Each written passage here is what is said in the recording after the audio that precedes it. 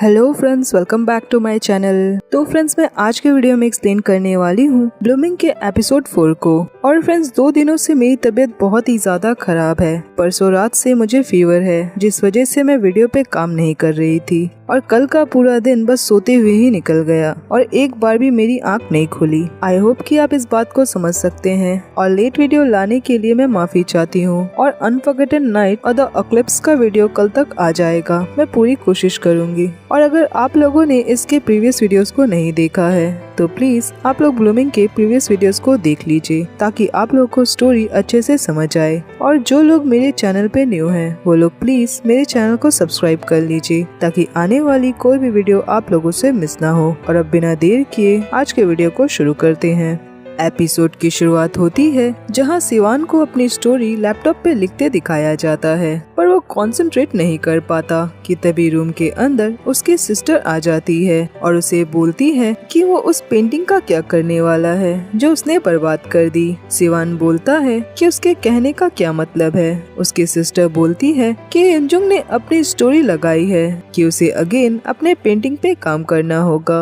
सिवान उसे बोलता है कि क्या सच में, पर युनजुंग ने तो उसे बोला था कि वो ठीक है और उसे कोई भी प्रॉब्लम नहीं है। सिवान अपनी सिस्टर से बोलता है पर उसने युनजुंग की स्टोरी कैसे देखी। उसकी सिस्टर बोलती है कि युनजुंग ने अपनी स्टोरी अपलोड की और उसने देख ली, और क्या सिवान स्टूपिड है। उसकी सिस्टर सिवान से बोलती है कि वो युनजुंग के लिए कुछ खाने की चीजें ले जाए और हो सके तो उसे किसी रेस्टोरेंट पे ट्रीट दे, और उसके साथ ही वो अपनी सिस्टर को भी बुला सकता है। सिवान अपनी सिस्टर से बोलता है कि क्या उसका दिमाग खराब है, और उसकी सिस्टर उसे छेड़ने लगती है। तो सिवान अपने सिस्टर को अपने रूम के बाहर करता है। उसकी सिस्टर के जाने के बाद उसके पास दाउन का कॉल आता है और वो सिवान को बोलता है कि वो सोच रहा था कि कहीं सिवान कल के ट्रिप के बारे में तो नहीं भूल गया। सिवान उसे बोलता है कि वो नहीं भूला। वो लोग मॉर्निंग में अपने क्लास के बाद असाइनमेंट के लिए जाएंगे, जो कि उसे याद है।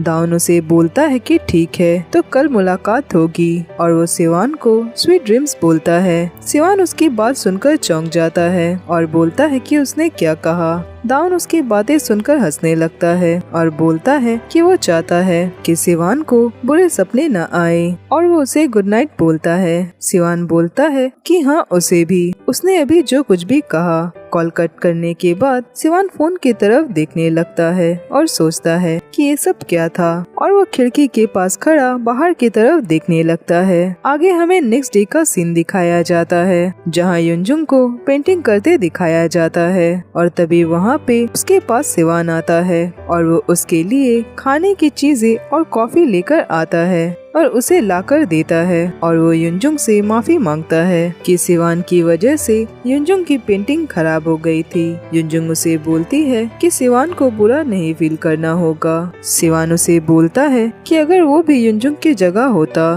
तो उसे जरूर बुरा लगता और उसे बहुत चिढ़ होती। और उसे पता चला कि युनजुंग को ब्रेड पसंद है, तो वो उसके लिए ले आया। युनजुंग बोलती है कि उसे ये बात कैसे पता चला। सिवान उसे बोलता है कि उसके फ्रेंड ने उसे बताया। युनजुंग ये देखकर बहुत खुश होती है और उसे थैंक यू बोलती है। सिवान उसे गुड लक बोलकर वहाँ से जाने लगता है। युनजुंग उसे पीछे से आवाज लगाती है और उससे पूछती है कि वो आज क्या कर रहा है। सिवान बोलता है कि उसे अपने असाइनमेंट के लिए कहीं जाना है और क्या कोई बात है। कि तभी वहाँ पे दाउन आ जाता है। युनजुंग सिवान से बोलती है कि कुछ नहीं और बस ऐसे ही। तो सिवान उसे बाय बोलकर वहाँ से चला जाता है। आगे सिवान और दाउन को बस में जाते दिखाया जाता है। सिवान कॉल पे उस मूवी की स्टोरी के बारे में अपने सीनियर से डिस्कस कर रहा होता है और उनसे कहता है कि वो अपनी स्टोरी सबमिट नहीं कर पाएगा। उसे नहीं पता कि वो उसमें काम कर पाएगा या फिर नहीं, और दाउन उसी की तरफ देख रहा होता है। कॉल कट करने के बाद दाउन उससे पूछता है कि क्या वो उनके सीनियर से बात कर रहा था। सिवान कहता है कि हाँ, वो सीनियर चाहता है कि सिवान उसके सिनारियो पे फीडबैक दे। दाउन बोलता है तो सिवान का क्या वो अपनी स्टोरी सबमिट नहीं करेगा। सिवान बोलता है कि वो बस एक फ्रेशर है और उसे ऐसा नहीं लगता कि उसकी स्टोरी अच्छी होगी या उसे अपनी स्टोरी सबमिट करनी चाहिए। दाउन बोलता है तो क्या ऐसी बात है, और बिना सबमिट किए ही उसने ये फैसला कर लिया। सिवान उसकी बातें सुनकर उसकी तरफ देखने लगता है और वो दाउन से पूछता है तो दाउन का क्या वो अपनी स्टोरी सबमिट करने वाला है। दाउन उसकी बातें सुनकर स्माइल करता है और बोलता है कि उसे डायरेक्शन पे ज्यादा इंटरेस्ट नहीं है। दाउन बोलता है कि वो बुक कैफे पे कभी भी नहीं गया। सिवान उसे बोलता है कि वो गया था बिकॉज उसके डैड उसे वहाँ ले गए थे। वहाँ ज्यादा देर तक रुकना अच्छा लगता है क्योंकि वहाँ बहुत सारे बुक्स हैं। दाउन उसकी बातें सुनकर उसकी तरफ स्माइल करता है और कहता है कि ये अच्छी बात है और आज का मौसम भी कितना अच्छा है। सिवान उसकी बातें सुनकर उसकी तरफ देखता है पर वो अपना मुंह बनाकर बैठा होता है क्योंकि उसे दाउन के साथ टाइम बिताना पसंद जो नहीं है। दाउन सिवान से बोलता है कि अगर कभी सिवान ने दाउन के साथ कुछ भी गलत किया या उसकी कोई चीज खराब कर दी तो क्या सिवान उसे भी ब्रेड खरीद कर देगा। सिवान उसकी बात सुनकर कुछ भी समझ नहीं पाता और उससे बोलता है कि उसने क्या कहा। दाउन बोलता है कि वो बस मजाक कर रहा था और वैसे भी उसे ब्रेड पसंद नहीं है। सिवान उसकी बातें सुनकर दाउन से मुंह घुमाकर बैठ जाता है। आगे उन दोनों को रास्ते पे जाते हुए दिखाया जाता है और जहां वो दोनों उसी बुक कैफे के पास पहुंचते हैं पर वहां सामने से एक आदमी एक लड़की के साथ आ रहा होता है जिसे देखकर सिवान तुरंत मुड़ जाता है और वो आदमी सिवान को आवाज लगाने लगता है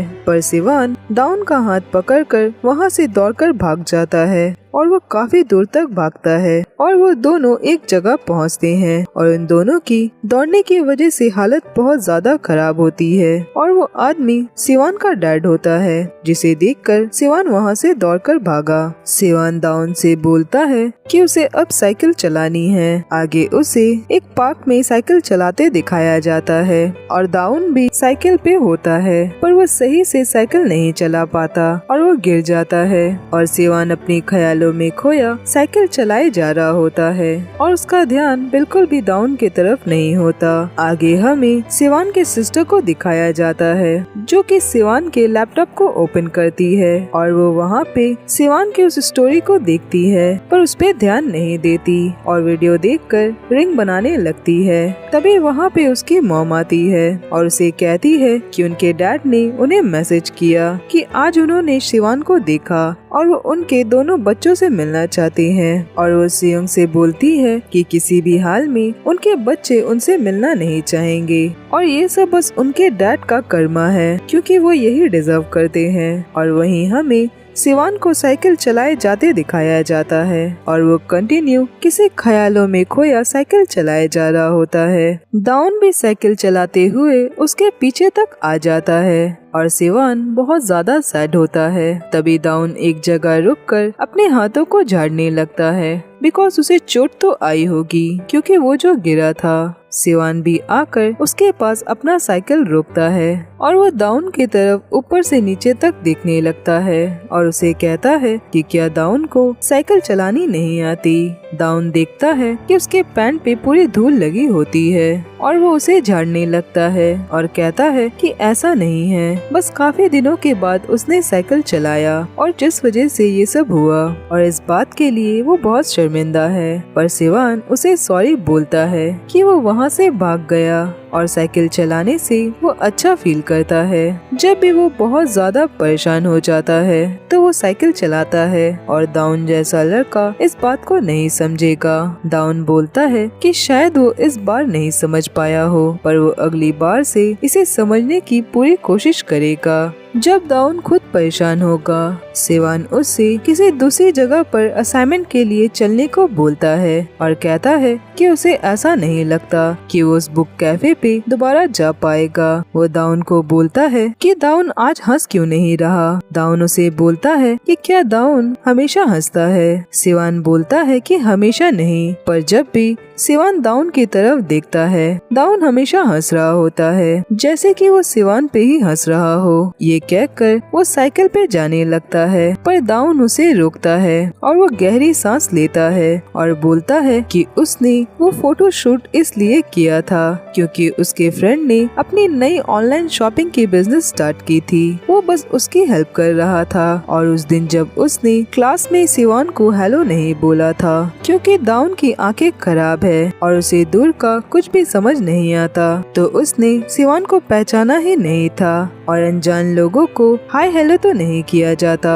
और दाउन हमेशा इसलिए हंसता है क्योंकि उसे सिवान बहुत ही ज्यादा क्यूट लगता है। सिवान उसकी बातें सुनकर चौंक जाता है और उसे कहता है कि उसने क्या कहा और घबरा कर बोलता है तो अब से दाउन कभी भी ना हंसे।